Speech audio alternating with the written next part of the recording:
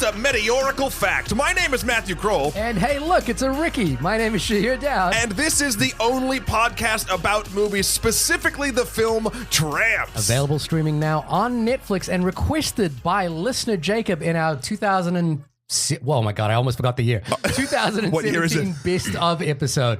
If you recall back then, we had a special guest listener, Jacob, join us for that episode. And we offered him an opportunity to request a film on air that we promised we would do. And we are here fulfilling that promise. And that film was Tramps. And Jacob, we're doing a little more. We've gone above and beyond your request. We've gone the extra mile. We've gone the extra mile for you. Well, actually, we haven't gone the extra mile. We haven't done shit. Let me take the credit for it, Okay, and then cool. people will understand. Yeah. Joining us in the room today is producer of the film Tramps, Corey Deckler. How are you, Corey? Hello, thank you for having me. I'm good. Thanks so much for having me, guys. Yeah, thanks for coming on. Little backstory. Corey and I have worked together before on a commercial project, which is how we met. Yep. But then I was watching Tramps, and at the end of it, the credits rolled, and I was like, oh my God, Corey. And I did a thing, which is I went and checked your IMDb. I knew you'd produced a bunch of films before, but I didn't actually know which ones. And I was also interested to find out that you'd produced It Comes at Night, another movie that we reviewed last year. Did you? And you listened to that review, right? I did, yeah. I've listened to a lot of people's reviews of that movie because I think it's one people usually are divided about. Yeah, I think we were pretty divided on that film. But that's why I love it, that movie, for that reason. So we just did. This is kind of one of those awkward, like, let's get to know each other kind of moments on a podcast. But we just did a special Desert Island episode where we were like, stuck on a desert island. What movie would you want to have as the movie that you would have to watch repeatedly? I know I'm putting you on the spot, but just whatever movie comes to mind, what would be your desert island movie? This is going to sound so maybe weird, but I would... No. We have weird choices. We have very weird choices. I have like two weird ones, maybe. One would be Boogie Nights. Amazing. I just rewatched that 2 weeks ago. Yeah, and I think it's just because I don't know what this says about me as a person, but when I was in film school, there was like about 1 month where I think I watched different clips of Boogie Nights over and over and over again. That movie is eminently rewatchable as well. Yeah. Like, it's like you could watch. It's one, like we talked about it on the podcast. We talked about one sock movies, which is what Guillermo del Toro says is like, if a movie's on and you're putting your socks on, you'll sort of put one on, watch the whole movie, and then be stuck there for the night. God. Yeah. Boogie Nights is a good one. Boogie Nights is a perfect one sock. What's your other one? There's like maybe two. I know this isn't limited You're breaking to one. the mold, I know, but that's I'm fine. sorry. You're the guest. You can do it. This also is telling of maybe my psyche. I don't know, but I went through a really serious, I think, very film school classic thing where I watched Blue Velvet repeatedly on every family road trip my parents and my brother and my sister went on. We drove to Florida a couple times in South Carolina, and I watched Blue Velvet every day, which was a little nuts. But on the lighter side, I'd say I watched the movie Beetlejuice a lot because I just think it's fun. Yeah. All three of those are really rewatchable movies. Yeah. Blue Velvet is one that like I can take to a limit. You know, like there's a degree of Blue Velvet I can take. I think Boogie Nights out of those three for me is the one that is the most rewatchable. But it's a good sign of like the kinds of things you're into as well, which are all three of those I think are pretty nuanced character studies, and they're fairly unusual character studies in that I think, you know, for example, Beetlejuice is about a fairly goth, you know, like dark teenager who kind of wants her parents to die. Kinda? A little bit. Kinda does? I'd say. And Boogie Nights is, you know, a pretty dark look at it's dark and funny. Yeah. Look at the porn industry in the 70s and then there's David Lynch. Yeah, right. I think what's so interesting about the three of them, though, and I've thought about this a lot, is like they're all very they have discovered actors. Like there are a lot of actors' first performances that have then gone on to be huge actors. All dark-haired white people. That's very true. Mark Wahlberg, Winona Ryder, and Kyle MacLachlan. Yeah, and then there's but even in There's Laura Dern. Yeah. So she is a white, light-haired person. That's true. That's true. Breaking the mold. I just wanted to bring up the Desert Island thing as well, just because that was our last episode, and we've had a couple of people write into us with their Desert Island movies that we've been really excited about. Yep. We had Jonathan Blade on Twitter writing in to say, Return of the King, The Lord of the Rings, the third movie in the Return of the King trilogy would be his Desert Island movie. That's not a bad choice, though. I don't know if the work you need to survive on a desert island, I don't know if you have enough time to actually watch the extended edition of Return of the King again and again and again. I would. The one thing I pointed out to Jonathan Blade was that if he chooses Return of the King, he'll actually be watching me for every time, because I was an extra in that movie.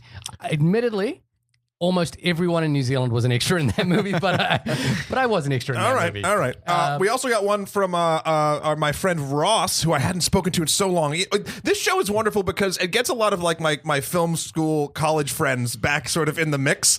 And Ross said his would be either Iron Giant or Independence Day, but he also says very much he also understands that the idea of maybe for someone Independence Day might be pure torture on a desert island.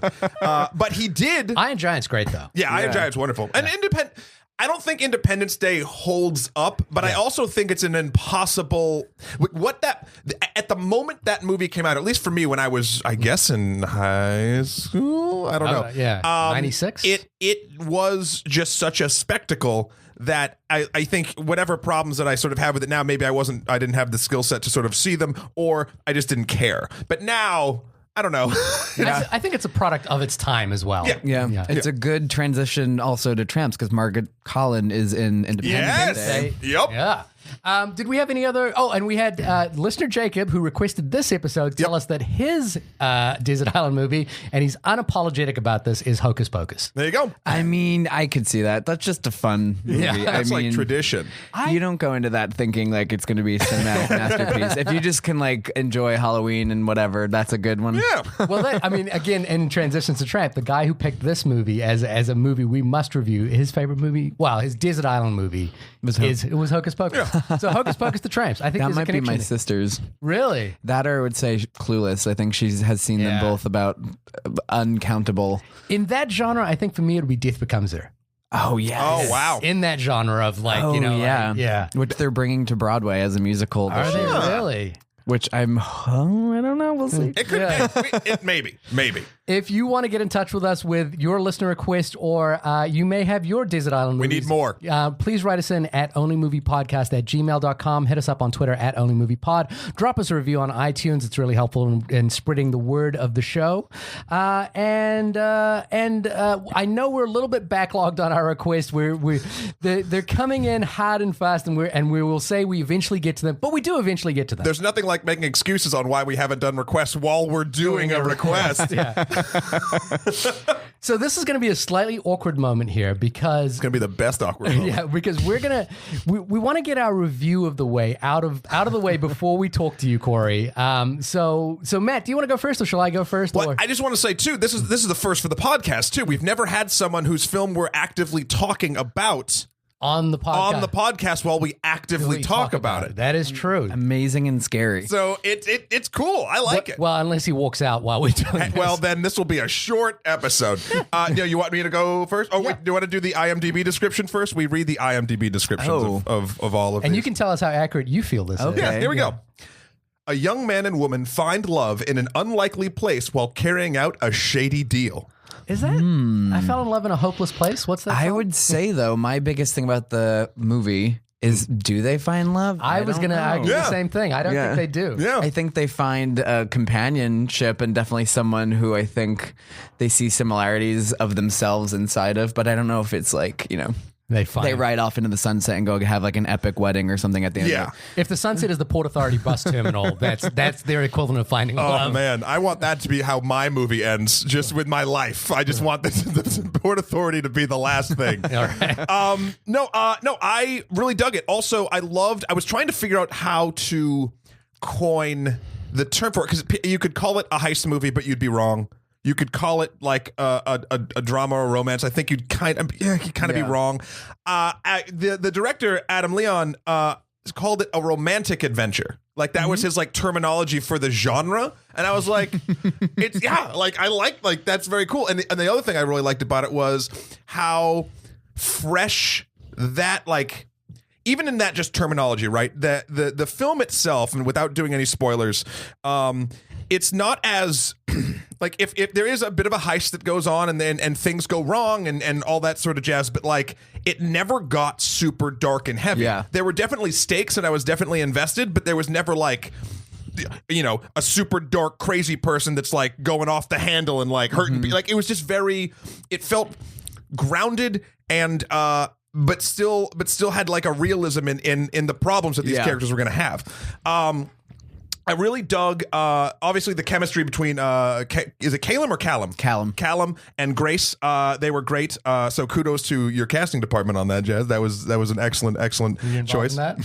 What? Were you involved in that? I was, well, I didn't cast it, but yeah, we got many, like, there were a lot of people auditioned for this, and there were some really good people, and I like what Adam obviously ultimately chose the two of them for, and I think it really worked. Yeah.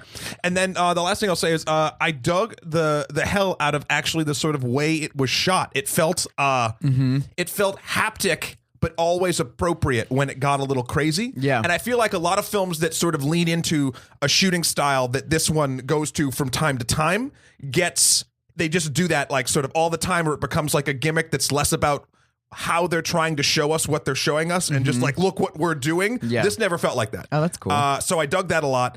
And I also, and side note, this is just more of a personal thing, I recognized nearly every spot in the city that it was shot in. Also, I lived for a stint. I know this wasn't, it was not, now I'm blanking. It's not, is it upstate or is it Jersey that they go to? It's a little outside the city in upstate New York. It's not super far away, but yeah. Right. I moved probably a similar distance into Jersey out of the city for a bit into like the same sort of like house and thing or whatever. So like the road they're walking down and everything like this, look, everything about where these characters went, I'm like, oh my God, I've been here. The carnival, etc. So I dug the hell out of it, and I loved it too because I did something that Shahir always does, and I didn't watch the trailer. I just wanted to like actually sort of experience it and watch it, and yeah, I really liked it. Cool. So yeah, I know. I look, and we wouldn't ask you here. Well, no, we would ask you here if we didn't like the film. No, we would have that. We would definitely have that conversation. It would be harder. It would definitely be harder. But it was the one thing I think that's well, it's not the one thing. There are many things to like about this film. I'd seen Adam Leon's previous film, Give Me the Loot, before, which I really enjoyed. I thought it was just an incredible breath of fresh air. It was a slice of New York I hadn't seen in a while. There was a kind of freshness to that story, which really landed in sincerity to what that film was. And he wasn't, what I loved about Leon's work in that film, and I think it comes through in Tramps as well, is there's not this sense of trying to be bigger than the characters' lives. There was an article recently in The Guardian about like films about poor America, and I don't want to use the word poverty too strongly here, because this is not a case of like dire poverty like the kind at which the article refers to in terms of the Florida Project. But I think the thing here that I really liked about this film is it's a small scale film about people encountering everyday problems. And the stakes of this film are literally $3,000. Yep. You know, and for me, what's refreshing about that is it's small, but you feel it being incredibly important to the characters. And there's a sort of, there's no irony about that. There's a sense of sincerity about that really works. And so I loved this. There's no denying that this is a small film. I'm sure you'll talk to us a little bit about the budget and the constrictions of how this film was shot. But that sense of scale doesn't actually feel like a hindrance in this case. It actually feels like this is what the story is. And it's one of those cases, I know you'll probably jump at me for saying this, where if it had more money, it might be a worse movie. You know what I mean? Yeah, no, I can understand that. I think it would be a very different movie. Yeah. It would be a very, very different movie because also, and we can get into this, I guess, at some point, but like it also would be just different how Adam Leon shoots. Exactly. So there's an interesting thing about the way Adam Leon shoots, and you can see this from the sort of topography of the titling. This is a very 1970s influenced film. I looked up a couple of his references, and there's a trilogy of Sidney Poitier films that were done early on. Saturday Night Uptown. What was the third? Uptown, Saturday Night, and Let's Do It Again and A Piece of the Action, which are three sort of New York kind of small time crime films with Bill Cosby and Sidney Poitier. And what I love about, I have seen those films, but they were a very long time ago, and they sort of speak to that sense of like small scale kind of, like criminals trying to pull off heists, but they're not really criminals. It's not the Ocean's 11 sort of mold of criminality. And I think the best example of that is seeing Mike Birbiglia in slacks trying to organize like a briefcase switch in this film. Yeah.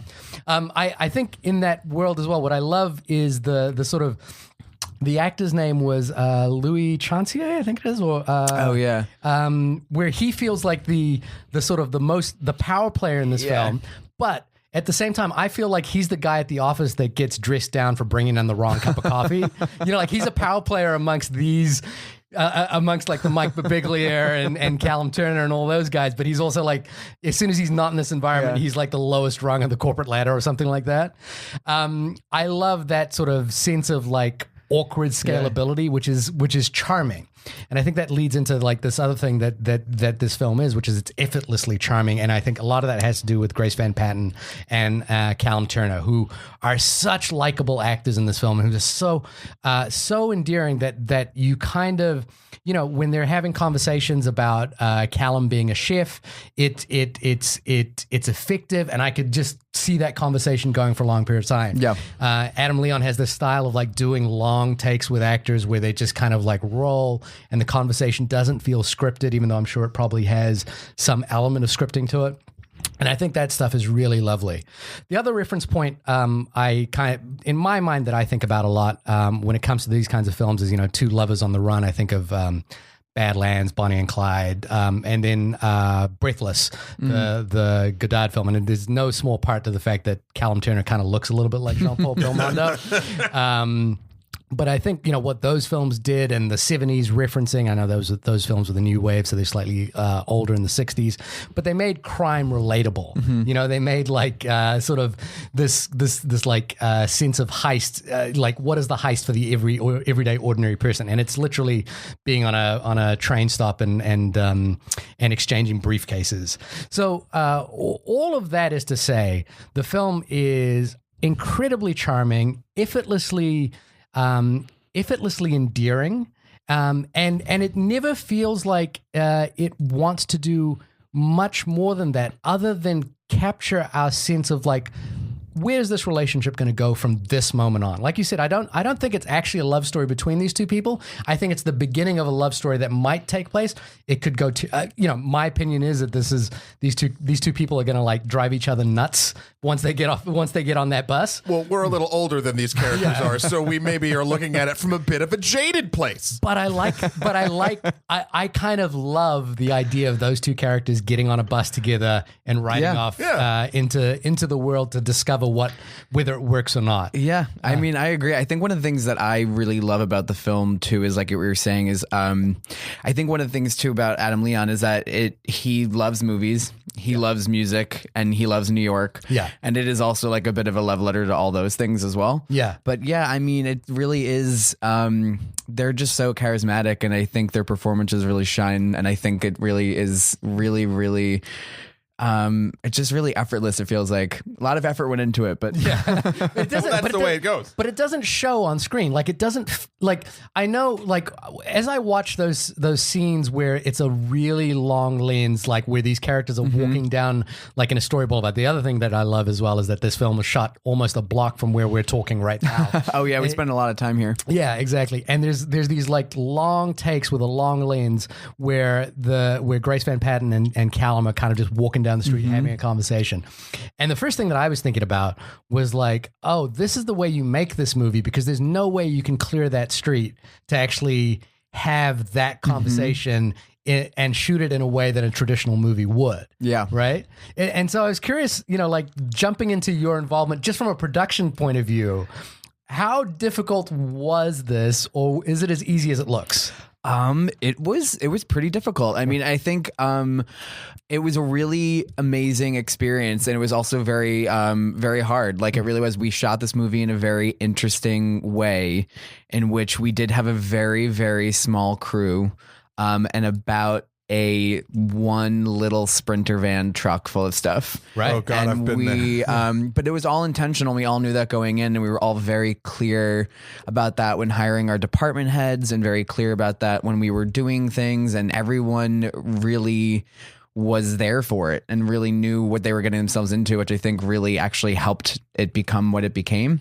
But that particular shot that you're talking about, I think we did something like 50 takes of it. Really? Ooh. Yeah. And did people like stop? Because, okay, so the question I want to ask there is what you've just told me means that nobody got clearances for anyone that was on that street, and nothing was shut down, and nobody on that street realizes that a film is being filmed. That is correct. I will say it was entirely safe. I always want to preface that because I don't want everyone to think we were just like running around and throwing our actors into something crazy, but or the crew. But it was we did actually at one point a cop came over and asked what we were doing, and then actually helped us, move some people out of the way. Oh wow. But I'm not suggesting you guys didn't have permits, but I'm just saying you did it in a way that was effective. Totally. There's a danger too, like especially when we're talking about like the term guerrilla filmmaking is sort of thrown around a bunch. This film never felt to me like it was a guerrilla filmmaking style, because it felt too measured, which was a good thing in my opinion, obviously. But so like it was a cool sort of feeling though, because while I did feel it was measured, I was like, how are they? Like I can tell just from a production standpoint, I'm like, I can tell that this is set up, but it's feeling very not set up, and it was, I don't know, that was one of the things that grabbed me from the beginning. It was kind of like a blend, to be honest with you. There's certain things we knew we could do and certain things we couldn't, and we had to figure out, how to achieve those. And by that, it was like we would never, completely do something without a permit or something. But if we wanted the most authentic way to film it, that would have been it, the way that we did it. Yeah. So, for example, the scene in Grand Central Station, was the ticket attendant an actress, or was that just literally someone you guys like? They just went up and asked the question. Oh man, I'm giving away all this. If you don't want to talk about it, you don't have to talk about it. That one actually was just them being in Grand Central. Yeah. I know the reality of trying to shoot in Grand Central, and it felt like you guys pretty much you got the production value of Grand Central without having to pay for the production value of Grand Central. Wink, wink. Yeah, a little bit. Yeah, it's okay. You got away with a crime. Now is the time to gloat about it. Oh man, I don't know if recording is the time to get away with it. No, I think and Ashley Connor was the DP on the film. Ashley and I actually met recently on a panel for SAG-AFTRA. Amazing. Big kudos to her for actually diving in headfirst into this kind of film. I love Ashley Connor endlessly. I actually went to film school with Ashley Connor, and I've known her for about 13 years now. Yeah. She's a very good friend of mine, and actually when this movie came up, I had heard about this movie from a few different people who were thinking about doing it, like different producers, and were like, oh, I might be doing this movie this summer. And some of the people that I was talking with originally didn't end up doing it just because of scheduling. But I remember bringing Ashley up when I started getting involved a little bit or inquiring about the movie as someone who I thought would be really good for it. And I'm really glad that she worked out. I mean, she's amazing, and her resume is incredible, and she's just a real trooper and warrior. Her the film that she just DP'd just won Sundance.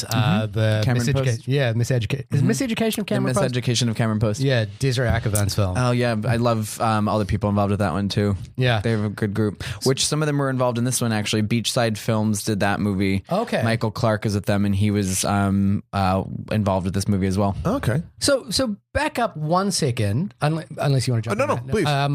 Tell us how you got involved in this film, and what was the kind of thing you were looking for, or what excited you about this project? Totally. So it's interesting. I always find this interesting because I think especially for film students or people who don't really know much about film, they don't really know what producers do. And technically in this film, I'm a co-producer, and by that I means just really they already had optioned this movie. There was already money for it. It was already going to happen.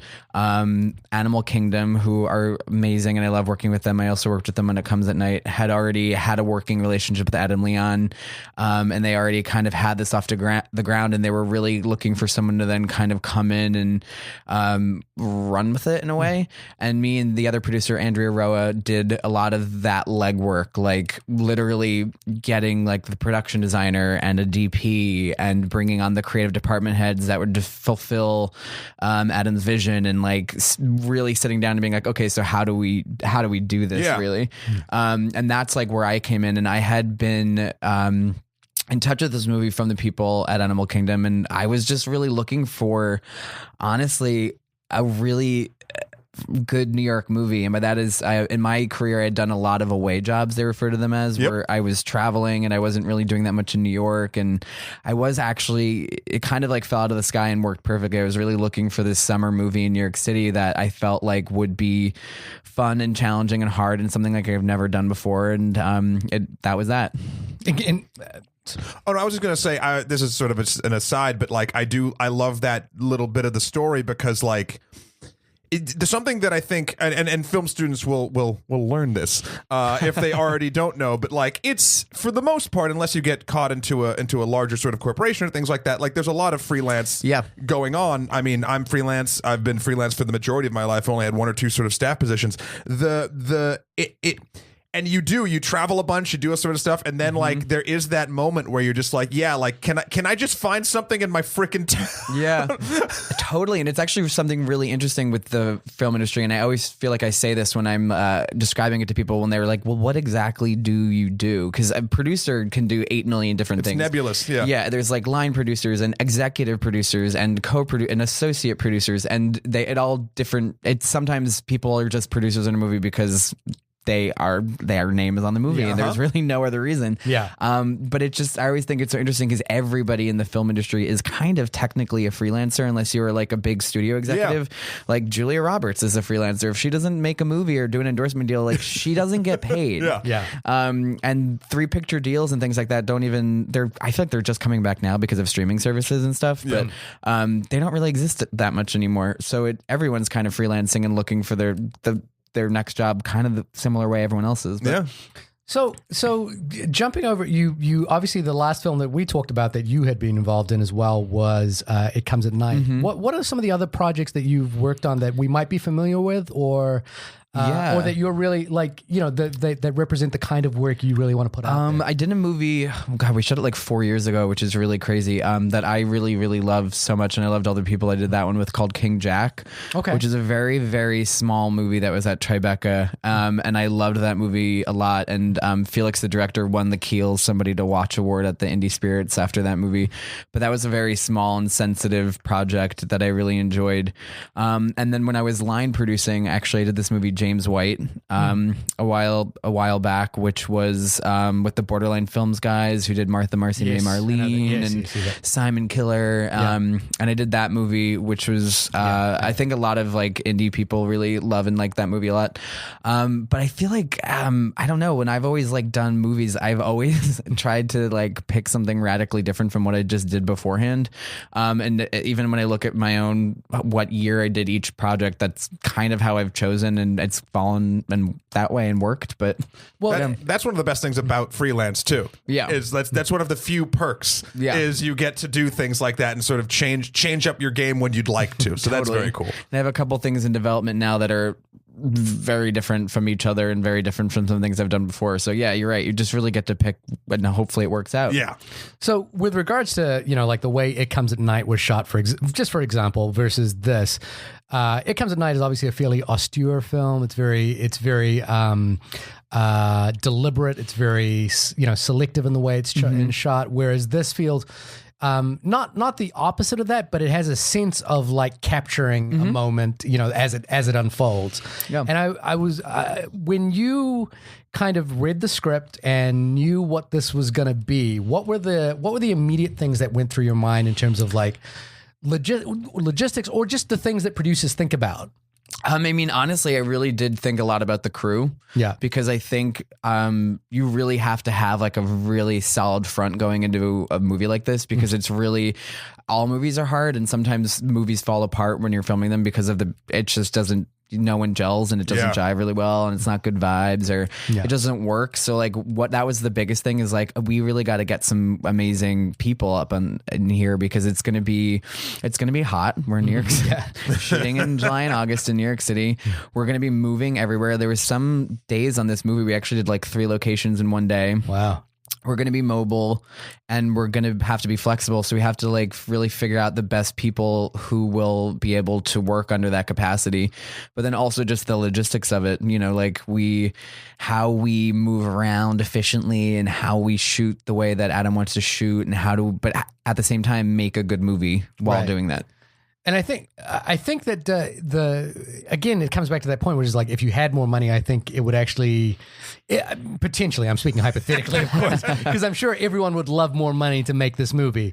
But I think if there's a sense here that the community that you build to make a film actually reflects the spirit of the film itself.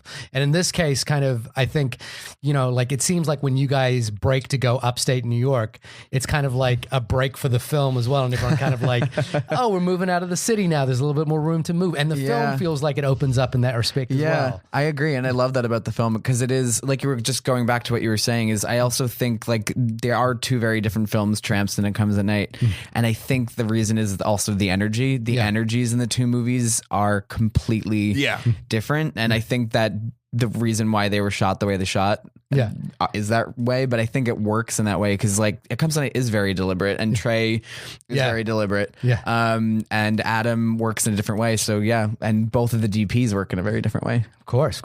So it was interesting. What was I going to say? Something I want to touch about. I guess it's sort of on the same wavelength as we've talked about the way this movie is now being seen. Where did it premiered in Toronto? In Toronto at TIFF, yeah. And now it's on Netflix. And now it's like, yep. I wanted to sort of, this might be not a loaded question, but at the same time, like, I don't know, I'm just sort of interested in your perspective of it from the producerial side. We've talked about this whole thing about how distribution is changing and some people are doing this, some people are doing that, and then Netflix and these other streaming services are becoming like larger entities and ways for people to see films that either they might not have seen or maybe just easier to do. Even before this project, and then we'll sort of get into this project story with how it went to Netflix or whatnot. How do you feel about that sort of? I don't even want to call it a paradigm shift yet because I don't think it's shifted, but it's a different addition to how people see it. How do you sort of do you see it as an overall positive, negative, the same? I think it really depends for the movie, to be honest with you, in the project, because I think there's many movies that even I have worked on or seen or my friends have worked on that I'm like, streaming may not have worked so well for them, or it didn't if they went that route, or and some it really does. I think it really is just project by project, and I think what just makes sense, honestly, from the offers that you get for that movie. Sometimes you may only get a couple streaming offers and that's it. So you're going down the streaming route no matter going down the stream, if you will. You're literally going down the stream no matter what. I think it just depends on the project. I think there's some projects that I've even worked on where I was like, oh, unfortunately, I wish I got a bigger rollout. But I think for me, the film actually works on a streaming platform. Now, again, Matt and I kind of have a slightly different ability to view these films. We have projectors in our living room, so we watch it like it's a theater. That's amazing. And I did a thing. So I've seen this film twice. The first time I watched it on the projector, so it kind of felt. What I loved is like seeing my neighborhood, seeing basically them travel down the NR line, and feeling it be cinematic. The second time I watched it, I said, oh, you know what? I'm actually just going to watch this on a small screen now just to see if it feels different. And the thing that I think carries through either option in this case is the sincerity of the relationship. Yeah. And if it wasn't for that, I think the streaming would be a problem. Yeah, that's a really good point, and I agree with you because there's certain movies that obviously, unfortunately, if you do streaming, you do have to realize you're going to have viewers that are looking on their phone, are going to be looking on a tablet, which obviously maybe when you were making the movie, I'm sure not everyone was like, I can't wait for someone to watch this on their phone. But, that's nowadays that's going to happen anyway if they rent the movie on iTunes or so it's almost unavoidable. But I think Well, what I like about this is I feel like this is a movie you could watch on your phone and enjoy. And I don't want that to sound like it's diminutive of the film itself. I think it's just, it plays to what the film's strengths are, which is its scale. Yeah. I think what's really good about it, though, is, I mean, for this movie, I think it was kind of great that it was on Netflix personally. It's obviously a personal opinion. And I think because I think it is like a very short kind of, I think it's like a friendly film. And I think it's one of those movies that sometimes is best watched without knowing much, and maybe someone will stumble upon it and turn it on and just kind of be taken on this very short, because it's only like about 80 minutes long, kind of romp that definitely has some throwback elements to like classic 70s films, like you were saying, and sometimes it's best to go in cold, and that's like what I kind of enjoy about it for this movie. It felt like something I had hints at a film that got me interested even in film in general back in the day, and this might be a little bit off, and then I'll sort of explain my reasoning. When after I watched it, I was having a similar feeling of enjoyment that I hadn't had, like a specific kind of enjoyment that I hadn't had with the film in a while, and I was like, when's the last time I actually felt like this little like twinge of, I don't know, I don't even know what the emotion is called, but this specific type of thing, and I was like, oh man. It was back in high school when I first watched a DVD of Run Lola Run. Oh, wow. It actually has that similar setup as well. And it feels like a 2018, or I know it was 2000, so when was it actually when we shot it? We shot it, and okay, so that's actually a whole question. Okay, I'm sorry. Well, we can that's not important to the thing I'm about to say. We'll get into that process. But it feels like a of the times, and obviously less like psychedelic and Run Lola Run. It feels like the current day, like what I'd want Run Lola Run to be today. Yeah. And which is a weird thing. I mean, you think about when I was like 16 seeing Run Lola Run, I'm like, whoa, like that crazy, haptic sense there. Yeah. And now this, with the way my life is now and the way that I experience the world, I got the same tinge, but from a very different style of film. But there's some connection that my brain did, and it was a lovely experience to have again, and I was not expecting that. I know, it's actually a really interesting movie that I think you can kind of do that with, like you were saying before, where it's genreless in a way. Like, I just feel like it's like before sunrise, but like now like Run Lola Run, and there was elements of like and then like a real like old school Sidney Lumet, like 70s Dog Day Afternoon kind of thing. And every time, it was funny because obviously we knew you were coming on, and I was like, well, there's got to be something about this movie like I don't like, and I'd look for a trope, or I'd look for, because I didn't just want to like blow smoke up something, I just want to like be honest about a thing, and I was like, the briefcase while I was watching the entirety of the. This might get into a small spoiler at this point, or maybe I won't even spoil it because it is a nice thing, but I get so sick of the briefcase trope in films, even small whatever, and the moment you find out what's in the briefcase, I was like, how did these fuckers do this? How did they make this the perfect briefcase? I don't care. It's the best thing. And I was like, God damn it. I like everything about this film. Yeah. And I don't know. There's so many small moments like that throughout it that feel so earnest. Like anytime I thought it was going to go into a camp I didn't like, it's like, no, you're an idiot, Matt. And it turned me back around for making an assumption. And I don't know. I dug the moment where they take the dress and the shaving, like that for me was like, I was like, all right, you have me. Hey, you got to put some new clothes on. They've been running around for a while. They have been running Sweaty around. New Yorkers, And the clothes that they steal are obviously way more expensive and stuff than they usually have. Yeah. So what I love is the clothes that they steal. The clothes that she steals are perfectly fit her, and the shirt that he steals or it takes is like way oversized for him. But there is this sort of like again, it comes down to, so there's something I want to talk about in terms of like production and something that I think a lot about in terms of directing is crafting an environment that allows real intimacy to happen. And what's lovely about this film, I think in this case, I mean, Adam Leon's obviously the writer director, and a lot of it comes from the script. There's a lot of nice touches to this film that really makes it endearing. Like my initial, like your briefcase thing, my initial thing was I knew as soon as I saw her and I saw him that this was going to be about those two characters getting together, and I felt that his attraction to her was a little too immediate. Like it was just too obvious, of course she's going to start, like saying lines that if this beautiful girl kind of like ends up in your life. But what I loved about it was how disarming she is, and like how she immediately like completely like shuts him down. And the line I love in this film was when he says to her that they're having a conversation. She used to work at a strip club, but says, no, I didn't used to like strip. I didn't used to be in the back room or anything like that.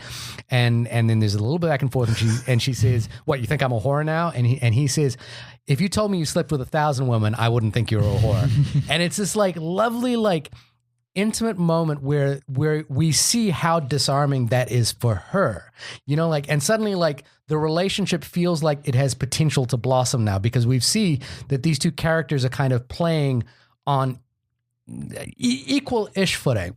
And what I'm curious about is, from an overall production point of view, what is your thinking in terms of like giving the filmmakers or the actual production, the story itself, the room to breathe to do that, as opposed to, the chasing on the bus or, like running through Port Authority times, and shooting in Grand Central. Mm-hmm. What's the sort of balance of time that you kind of think about there?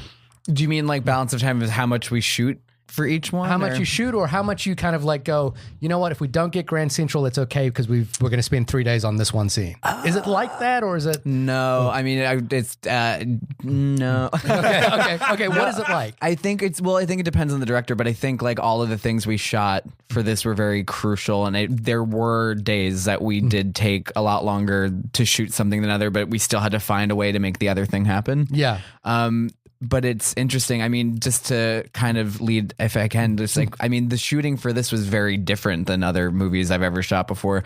We started shooting it in the summer of 2015, and we shot for something about, I want to say like 35 days. Wow. Which is really long for a small movie. Yeah. Full days, or kind of did you sort of go for daylight hours? It depends on the scheduling and what we did. But yeah, some were really long days and some just happened to be shorter. Yeah. And then we did more shooting in December of 2015. Okay. What did you pick up? We actually shot new material and we switched some things around actually. And we shot the ending of the movie. We shot Margaret Collins' scene in the wintertime. Okay. And then they did some more kind of one day of pickups in March. Ish, and then we did maybe in February, and then they did maybe, I wasn't actually on to do the last couple of days in March, but because I was just busy, but they a few more days in I think March of 2016. Yeah, I mean that's a long time for any. I mean, again, we were talking about freelancers. Most people are probably jumping onto their next thing by that point. And sometimes we had to do something creative, like if someone couldn't come, who would be the recommendation that they would, be able to fill their shoes, sort of thing. But yeah, it was a longer process for sure.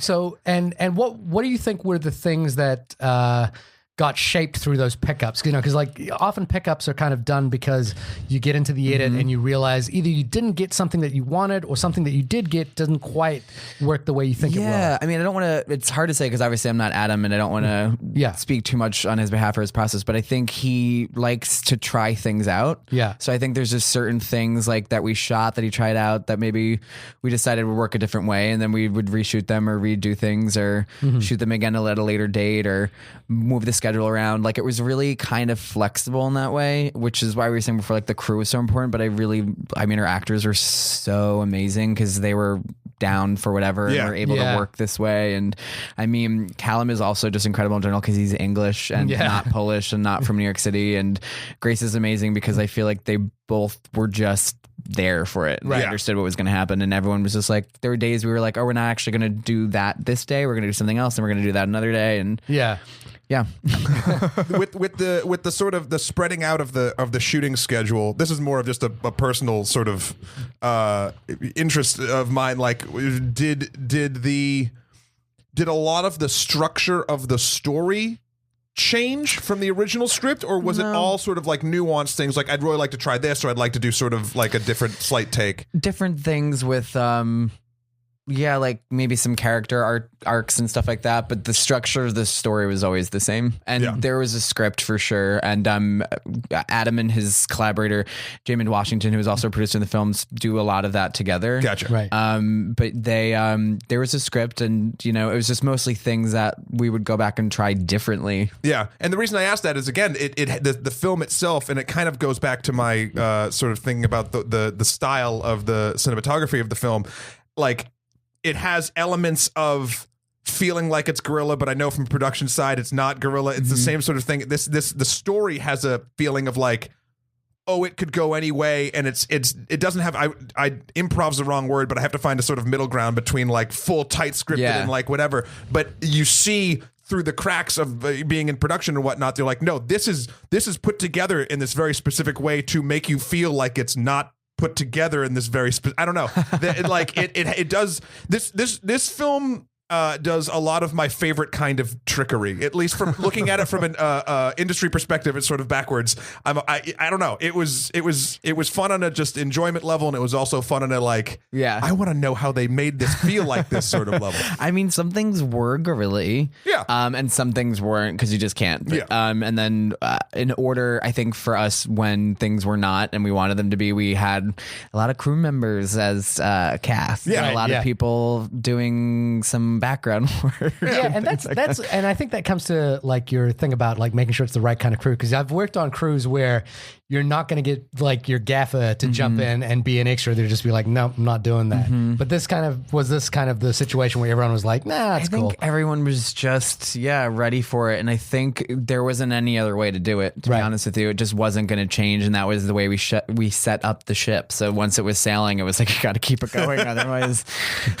So curiously, were there situations? I feel like this was a film made in public as well. This was a film where like you're not blocking off streets, you're kind of just walking down it as people are walking through. Sometimes, yeah. How were there people like, were they happy accidents, or was there like, oh God, we've ruined that take every single time? Yeah, I mean, that's also why we had to shoot some stuff again and again, because there were some circumstances where it was just hard to get where we wanted to get. But yeah, it was a mixture of both. Like some things we were just walking on the street, and some things we had to, make it a little more locked up because you just gotta. It just wasn't working. Like the Port Authority scene at the end of the movie was completely permitted and rented, and we filmed it in the middle of the night, and we had it was our biggest actual background actor day that we had to hire the background people, and there was a lot. There are still some crew members in there because after X amount of people you could start, as long as so many are SAG and stuff. It's funny because I used to again live in Jersey, so I used to do a lot of late night buses back out of those specific ports, and that was one where I'm like, oh, these are, I mean, only because I'd done it and I'd seen the level of crazy at 2 a.m.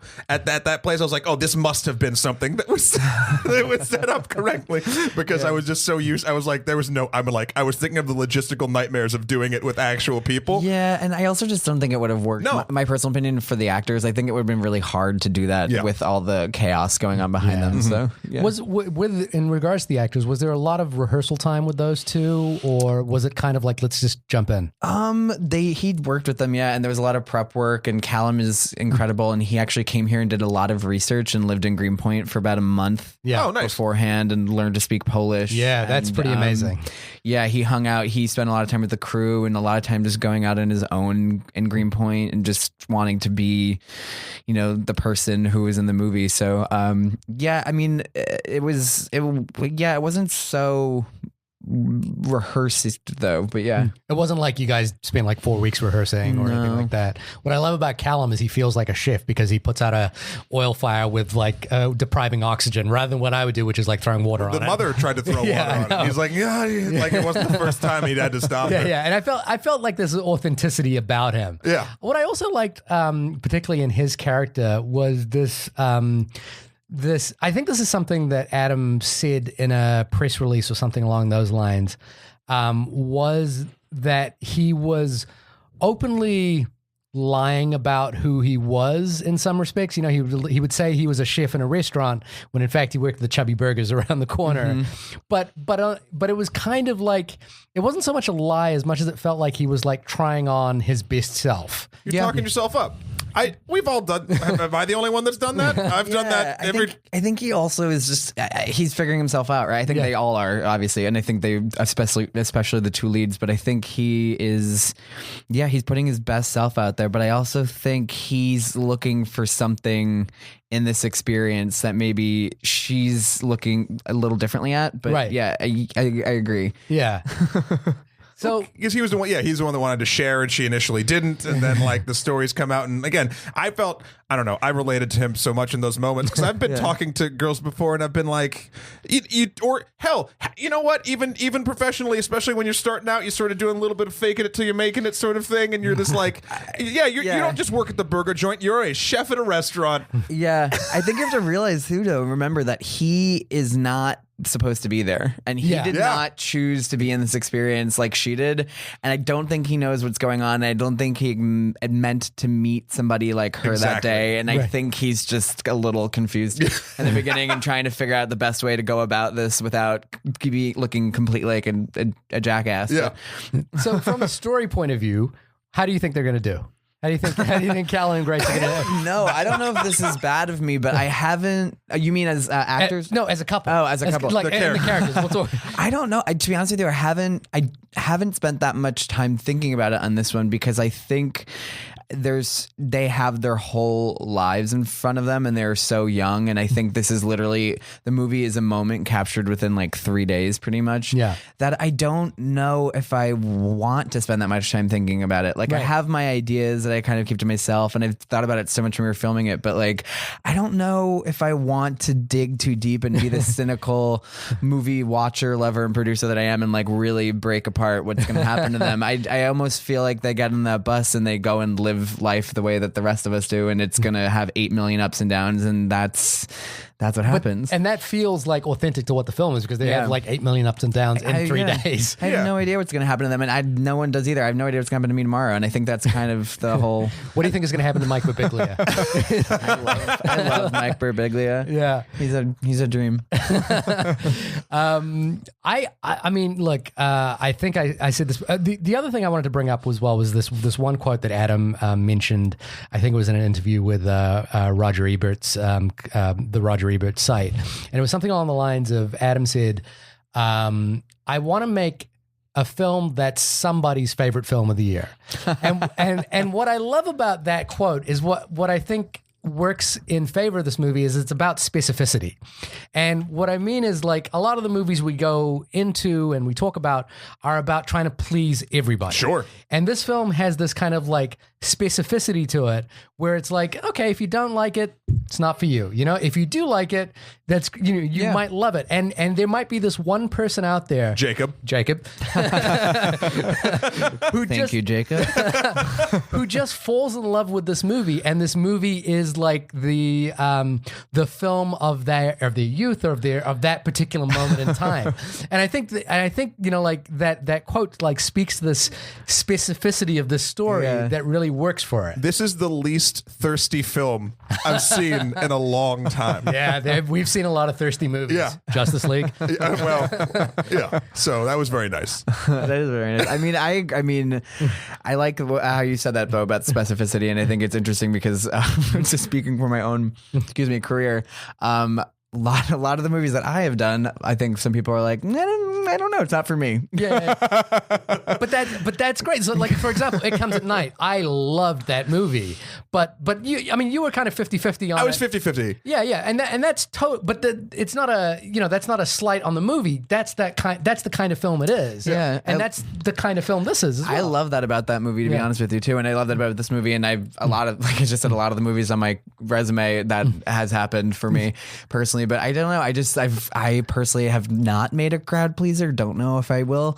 Like where everyone's like, yes. Like, but I mean, that might be a little boring in my opinion. Well, the conversations definitely are not as varied. I mean, you no matter if you did something that was, or if anybody does something that's like, everyone loves it or everyone hates it, it's like, well, there's the cool conversation is over, and we will now move on to something else we can have a conversation about. Yeah. So like, I don't know. I remember even reading a review for Tramps at TIFF, and someone was even like saying, I think they were like, there are no stakes, like something like that. And it was just like, it was interesting to have that perspective. But yeah, I think the thing that strikes me as odd about that is the stakes are so high for these two characters. Yeah. Exactly. They're just not that high for. That's what I agree with you wholeheartedly. That's what I was going to say. Yeah. It's just that comes from a person that that makes $3,000 every other day. Yeah. And that's the other argument of it too, right? Like they're like, there's no stakes because I think they want a heist movie, or they were expecting a heist movie, or thought this was some hard hitting heist movie, which it's not. Yeah. Yeah, I mean, going in with that sort of, you know what, that sort of thing strikes me as someone saw it or someone heard about it and then described it wrong. They didn't get sort of what it was to this other person, and then they went in with a preconceived notion about what it was. Then when it wasn't it, they're like, oh, like it's just that weird, I don't know, that word of mouth nonsense stuff. So I mean, I think I want to go out with thank you again, Jacob, so much for recommending this movie to us, for calling it out to us, coming and through again. Yeah, because Jacob is a listener who does watch a lot of movies that we don't get to see, and will call out a lot of things. He's kind of the independent filmmaker's best friend. So we love that about Jacob. We love that he recommended this film. That's great. Thank you so much for coming on board to talk about it as well. Thanks for having me, guys. Yeah, super fun. Please, listeners, if you have a film like Tramps or anything else, maybe you want us to review Black Panther again, email us at onlymoviepodcast@gmail.com or hit us up on Twitter at onlymoviepod. I would wholeheartedly, if you're a listener of this podcast, and you most likely have a Netflix account, which means you have access to this wonderful film at your fingertips right now, and you could watch it, and it is just a delight and charming, endearing film, and I would wholeheartedly recommend it to all of our listeners. And it's supposed to snow really, really badly in New York tomorrow, so you could watch it. There's literally no excuse. It's a perfect snow day film if you're feeling extra cold, reminding you what it's like to be hot and sweaty. And we didn't spoil a thing.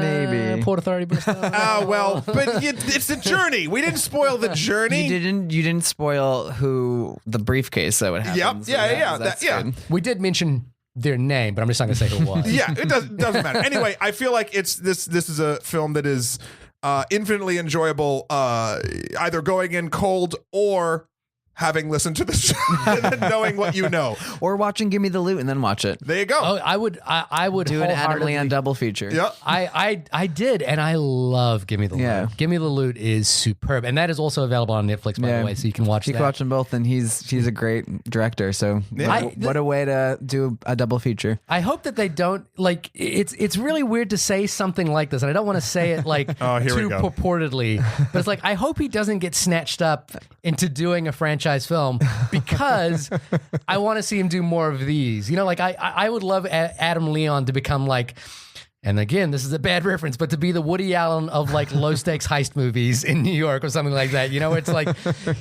well, don't marry your stepdaughter, but I'm just saying, like, you're just digging. You're digging the hole and then stepping into it. Corey, when you are not producing fabulous films for us to enjoy, where can folks find you on the interweb if you want them to? Well, I don't have a very large internet presence, but I don't know. You mean like if I on Twitter, Instagram? I have a Twitter that I have not tweeted on in about 4 years. I am on Instagram. You can totally find me on Instagram. I love the Instagram stories right now. I don't know why. They're way better than Snapchat at this point. I've never had Snapchat. Oh. What's your Instagram handle? It's Corey Corey Deckler Deckler, but then a dash and then Spence SPENC, because that's my married name. There we go. I'm a hyphenate. You're a hyphenate. Yeah. Personally, but a one last name person professionally. Yeah. Oh, there you go. It gets simpler that way. It's tricky once you get married. Like if you've got like professional credits, it's trickier when you like you don't want to lose your credits. You know what I mean? And Shahir, when you are done with the shovel and you put it down and you're peeking out from where you just dug, where can folks find you? You can find me Woody Allening my life. Guys, what am I doing? On my website, shahirdaud.com. That's SHIRDAUD.com, which has links to my Twitter, Instagram, which there's no point in looking at it. Matt, when you are shoveling snow on a snowy Astoria afternoon, where can people find you? You can find me digitally throwing that sweet pow all around at MatthewKroll.com, MatthewKroll.com for my life and works. Also Skeletor, the number 4, Pierisi on Instagram, or Emperor MSK on Twitter. Thank you, everyone, for listening. Cool. You have so many websites. We have so many things we read real fast in hopes that no one ever goes. I'm like, you can usually find me on Sundays at Zablowski's in Williamsburg having a Bloody Mary. There you go. You can find me at Chubby Burgers on Astoria. Looking out for Callum Turner. You can find me at the Sparrow Tavern about 2 blocks down. I'm sorry I got thrown up. Now we're just labeling places we like. Anyway, Corey, thank you so much for coming on again. Thank you, guys. And we'll see you next week. Yeah, or you'll hear us. Possibly. You'll hear us. Tramping around. Tramping it. Tramps. Bye. Bye.